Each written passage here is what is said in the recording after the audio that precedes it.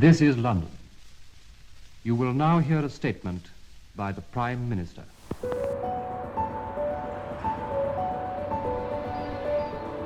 I knew it was inevitable, I knew it was coming. And something wasn't quite right.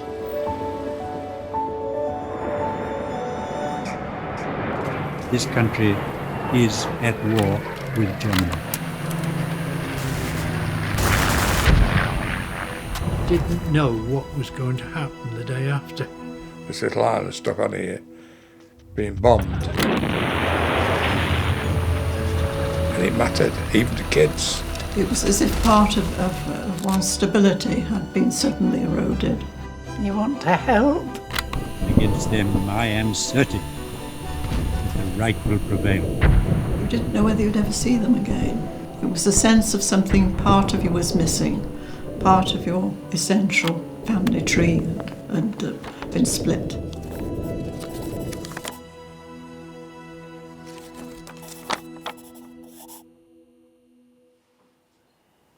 Okay, would you like to start by just telling us your name and the year you were born?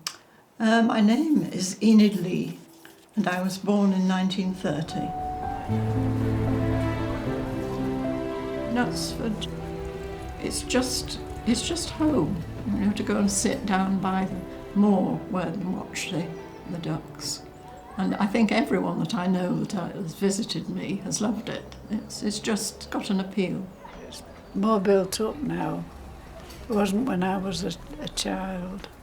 Just had an ordinary life. We got on all right. There was a companionship. You watched out for everybody and everybody watched out for you.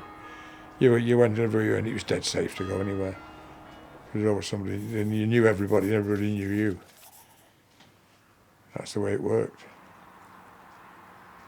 It's a beautiful place to walk through and enjoy, and going into Tatton Park, and people are friendly. It's got an appeal. It's got history, and after all, that's what makes us. And Knutsford has that. It's got a sense of history. When the war began, this rural market town changed completely overnight, with everyone's efforts now focused on supporting the nation. In this documentary, we will see through the eyes of the people who lived through these times, during conflicts unravelling right on their doorstep, and sharing their experiences of a childhood through war. Knutsford wasn't targeted in the same way as cities such as Liverpool and Manchester. So this little town became a home for evacuees, prisoners of war, and American troops, whilst providing a sense of community for all who needed it. I would be 3 years old when war broke out in 1939. We had a radio, and that's where we got all the news about the war, on the radio. No television, of course. We did used to always listen to the 6 o'clock news to find out what was going on. And it was religion, virtually. You sat down to see what's going on, see if any information coming out. And like I say, we always sat down with my dad before we went to bed. We sat down and listened to the news on the radio. Everything was in short supply. Everything had a value. Everything had a value. There were some seats on the heath then. We used to sit on the seats and watch the planes take off from what was called Ringway then, in other words, Manchester Airport. There was a fair amount of aeroplanes because, like I say, Ringway was a military airbase. Lancaster bombers were built just round the corner in Manchester, so you had them taking off. Planes came over and dropped parachutes in Tatton Park, training the parachutists. And when they jumped out of the planes, they were all different coloured parachutes. They weren't all white parachutes, right? All different colours. And obviously you could see them, and you could actually see them jumping. That quite frightened me. And all the parachutes would land in Tatton Park because that was where they started the parachute regiment. at Ringway, and we used to sit on the seats with the evacuees, watching the planes take off and drop the parachutes.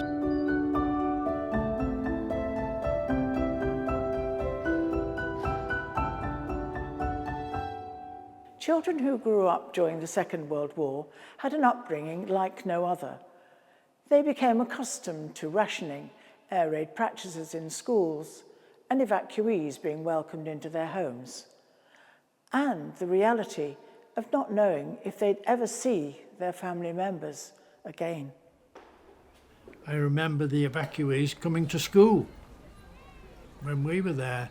The thing about the evacuees was we were very excited because the train that came in with the evacuees was twice as long as any train which had come into Knutsford during the war. And it was so long that they had to let the first few carriages, people out, and then the train had to move up for the last bit of the train. And the evacuees came and they all went to the town hall, and then the families in Knutsford went and they were allocated evacuees. We actually had a little girl. Life changed, that was the thing, and you did not know what was going to come. You could hear the aeroplanes going over, and you could see the colour of the sky at night. Manchester, when it was being bombed, and that was quite scary because you knew that people were being hurt.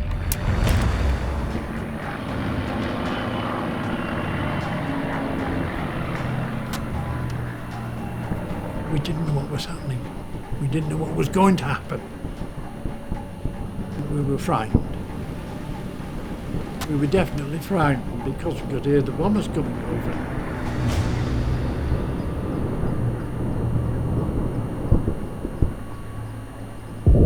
Carries so easily, the sound of a bombing raid or something like that, but we definitely could hear it all, and we just wondered whether any of them would hit us. My father woke me one night and he opened the curtains. It was dark and there was a glow in the sky, and he said, "That's the war getting close to us." And it was. It made you feel very vulnerable. And there was a bomb dropped in Knutsford about that time. People had died, you know, we knew bombing went on. You'd hear exactly what was going on everywhere. We heard about the bomb landing in Knutsford, and I think it's fairly true that the bomb did land and a lady was killed. There was upheaval and uncertainty as well, because you never knew what was going to happen next. You know, you went into Knutsford and it was changed. Knutsford prepared for air raids just like every other town in the UK. People would build their own Anderson shelters in their gardens.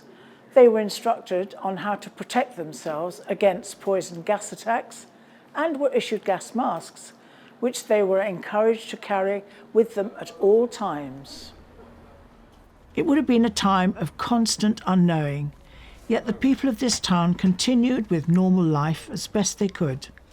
But we'd lived through that for a few years, and it was just one of those things that people got injured and died, and that was part of it. Really, I was too young to feel anything. It was just, I was safe at the time. Tomorrow's a long way off. Everybody was asked to make these shutters and put them up at the windows as soon as it went dark. And the reason for this was, obviously, if all the lights were on, it was a target for the German bombers.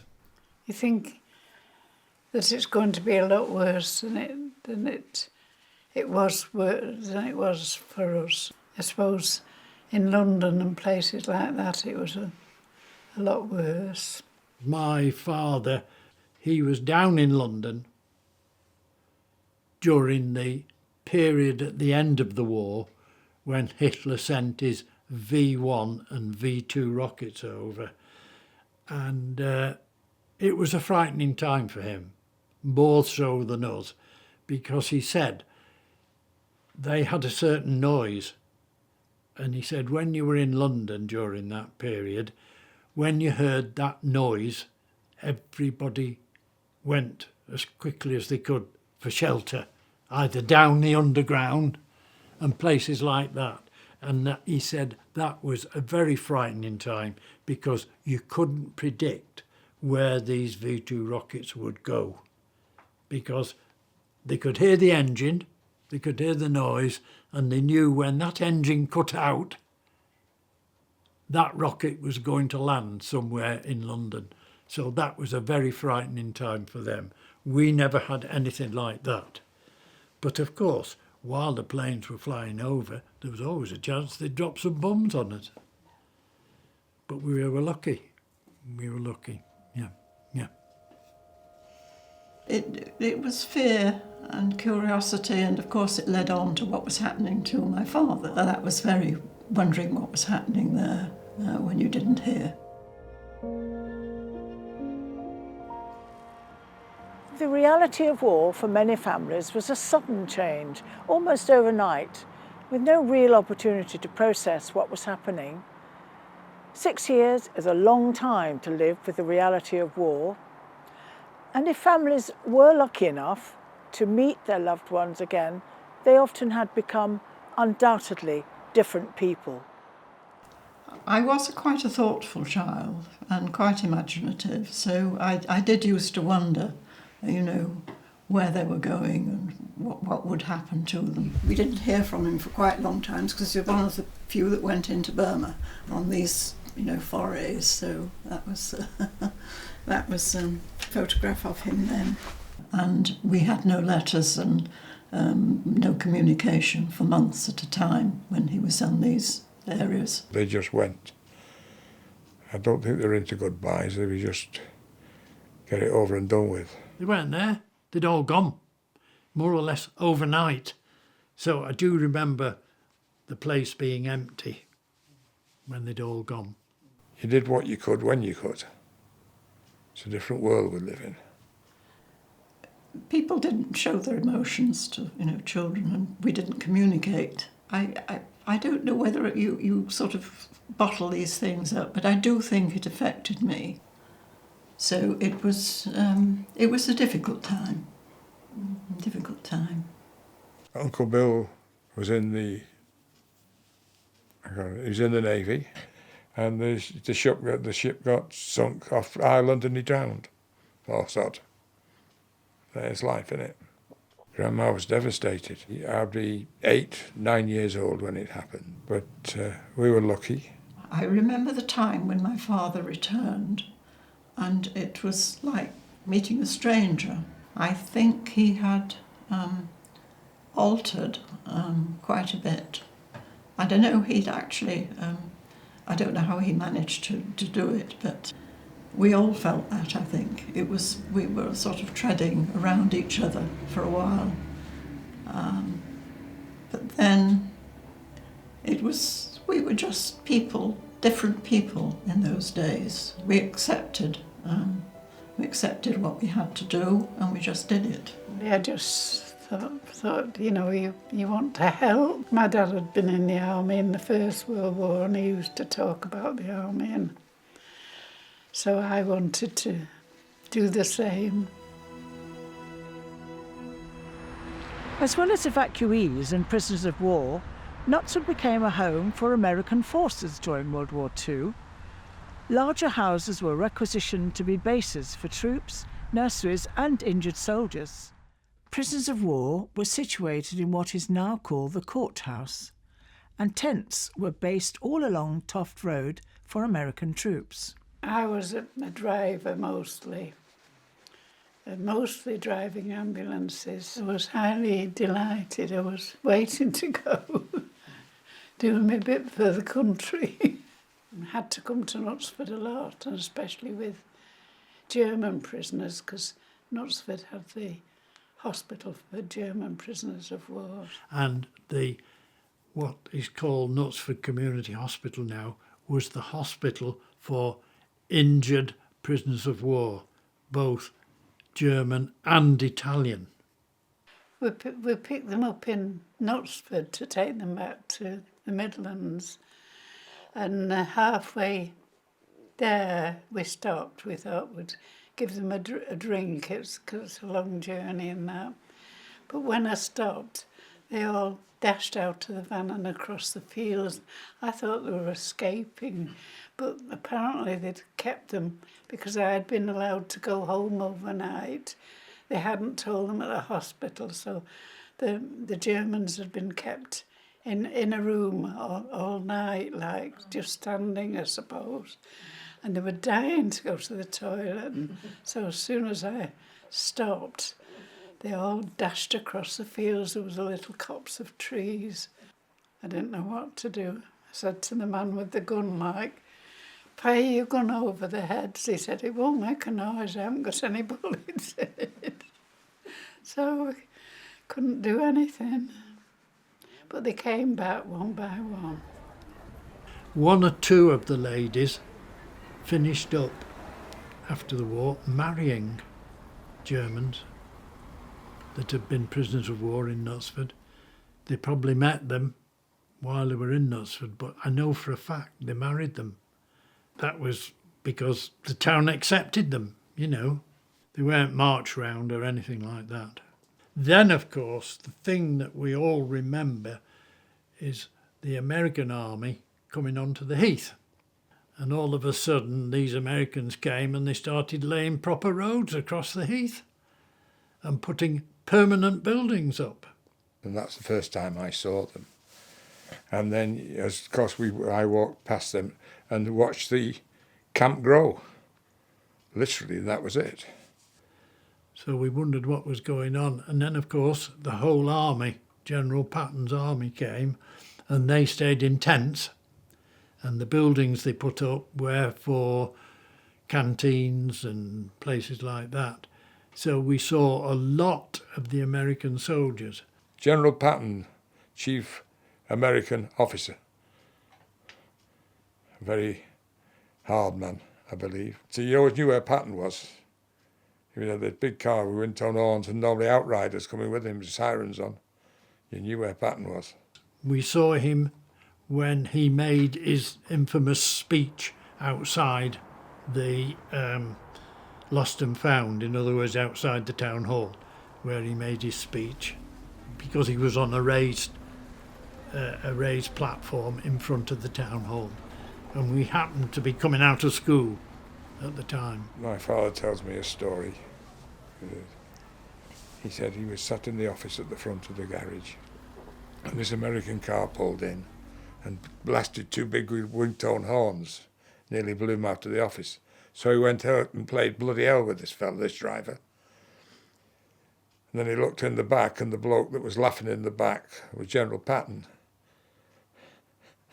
So he had a thought, didn't know what to do, but he thought it was hysterical, me playing bloody hell with this bloke.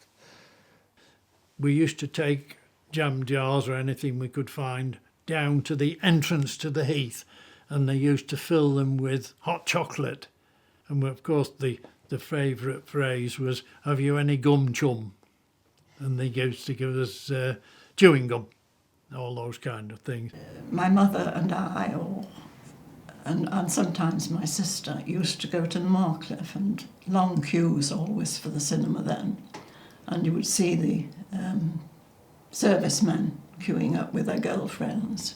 So very different from us, very loud and easygoing. But they were smashing having the Americans here, and they were all over the town, all over the town.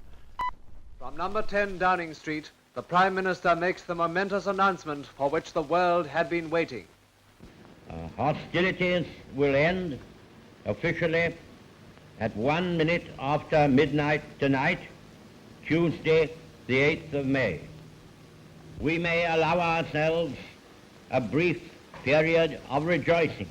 Today is Victory in Europe Day. Tomorrow will also be Victory in Europe Day. But let us not forget for a moment the toils and efforts that lie ahead. We must now devote all our strength and resources to the completion of our tasks, both at home and abroad. Advance, Britannia. Long live the cause of freedom. God save the King. With the announcement that war in Europe was over, many would be forgiven for believing that life would go back to a sense of normality quickly. Ration cards were still in use until 1954, and food continued to be in short supply after the war. It was a difficult period for people. However, Knutsford did its bit in regaining normality as quickly as possible. You took it for granted because you knew it was going to happen. What happened was, you got all these soldiers all on the heath, living in tents and that. Then all of a sudden there was none. And of course they didn't come back. They didn't come back. I was 15 when the war ended, but food was still short when I got married at 23. And when we were married, we did have a motorbike and travelled on to the continent, to France. And you could see there was quite a bit of devastation in Paris, even then, you know. Yeah, and if you went into Manchester or Liverpool, that was completely, large gaps and buildings still wanting renovation. I liked being in the forces. I was very tempted to join up again, to rejoin, but I thought I'd better not. Well, that was because the boyfriend I had, who I did eventually marry, wasn't going to join up again, and I thought, well, if I still want to stay with him, I've got to get him up. It was a relief when the war ended. That was the first relief. And then you were waiting for them to come home. You didn't know when they were coming, they just arrived back and there they were. And it was happy. It is a happy time. People say, people lost a lot of people, but there was a lot of people survived, and it made a difference. Was it worth it? Well, it was mistakes, wasn't it? I mean, looking back, as far as I can see, Germany was, in a state of such, we left it after World War I in such a state that something was going to happen, and Hitler took advantage of it. You couldn't put up with a man like Hitler at all. I think we had to do it. There's no mistake about that. And I think if they'd invaded all, people's instincts would have been to fight it, to have an underground like France did. Worth it. At least we moved on, and we were not like the First World War. We were not saying, well, how many thousand can we afford to lose today? When I see the television showing photographs and films of the devastation, I haven't experienced it myself, and it does, it's salutary that we're extremely lucky that we've lasted so long. The only thing that worries me about it being on so often, that I do think it does have a deadening effect on a lot of people, and they regard it merely as a film. They don't really see what is happening. They see it, but they don't understand the true meaning of war and the true meaning of what it means to lose your home. But I don't think the German people wanted it any more than we did. Knutsford pulled together and provided a home and the closest sense of normality for those who needed it. The historic architecture, the open green spaces and the neighbourhood spirit may have provided that mirage of peace everyone needed in a time of global uncertainty. But truly, in the end, it was the people of Knutsford who ensured life would continue as best it could. After all, that is what community is all about.